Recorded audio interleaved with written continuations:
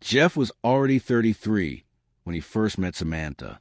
At first, the only reason he noticed her, this beautiful yet painfully thin girl, was out of concern and a genuine desire to help. But as they kept texting and chatting online, he realized he had fallen head over heels in love. Jeff was in the military and often away on assignments, so most of their early relationship played out through social media. Samantha worked as a social worker, taking care of the elderly.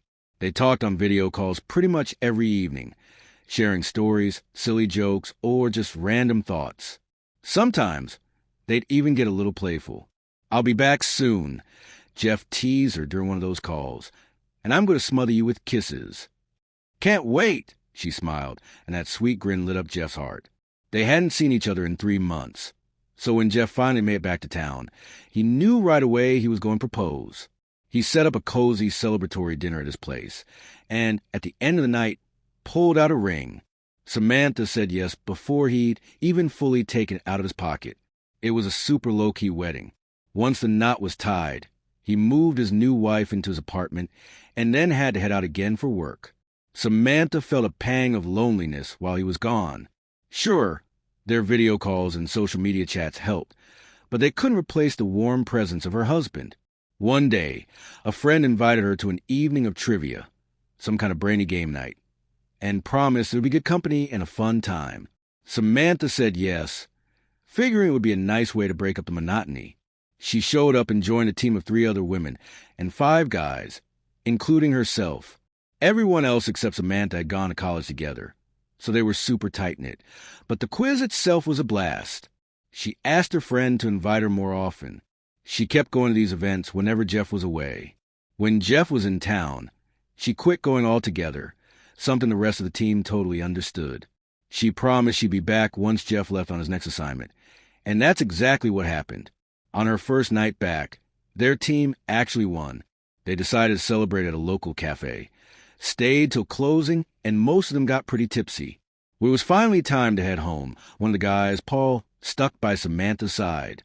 He'd been dropping not-so-subtle hints for a while, but that night, emboldened by alcohol, he straight up kissed her. And in that buzzed haze, she invited him to her empty apartment. The next morning, they woke up in the same bed.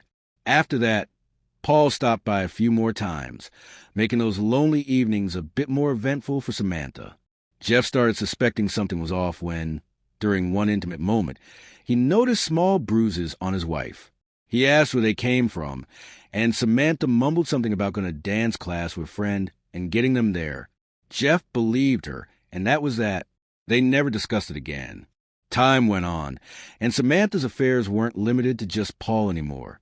She also hooked up with 2 other guys from the trivia group.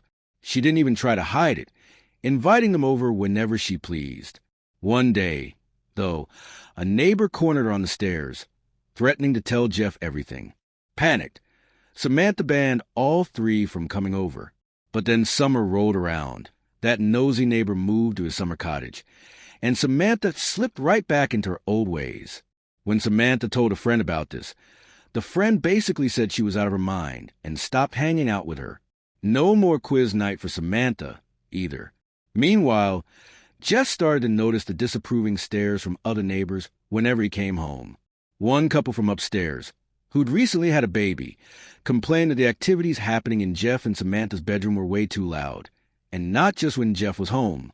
So the neighbors say they hear moaning from our place. You want to tell me what's up with that? Jeff asked one evening, sounding stern. Samantha blushed and claimed that sometimes she, watched certain videos when he was away just to relieve tension while she waited for him to come home. Jeff felt oddly turned on by that explanation and let it slide. Fall finally arrived.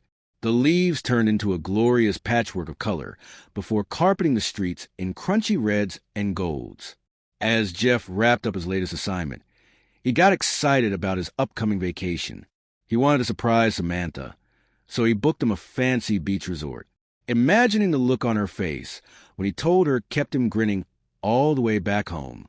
He hopped out a cab in front of their building and ran into their next-door neighbor, Mr. Mitchell, the same one who'd threatened Samantha about her visitors.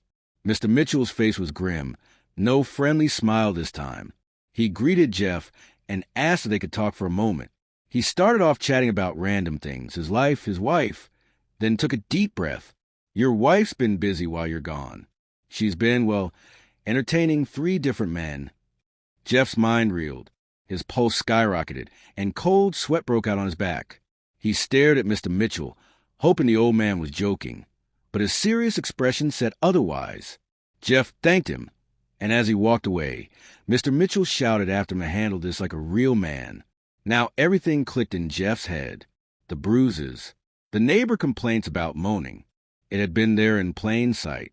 He just hadn't wanted to see it. He figured Samantha would be home. She'd answer the phone when he called from the train station. She greeted him at the door with a big hug and a grin, but the moment she saw his face, her own smile flickered. "What's wrong?" she asked, noticing how tense he was. Jeff just stared at her. He suddenly felt like the woman he'd longed for on all those lonely nights was a complete stranger with a scent that wasn't even familiar anymore. "I ran into Mr. Mitchell," Jeff said, noticing Samantha go pale and grip the doorframe for support. "He told me some very interesting things." She looked up at him, eyes full of panic, lips trembling. Jeff kept talking, and she crumpled to the floor, hiding her face behind her hands, sobbing. She didn't even try to deny it. She just spilled the whole story. Everything.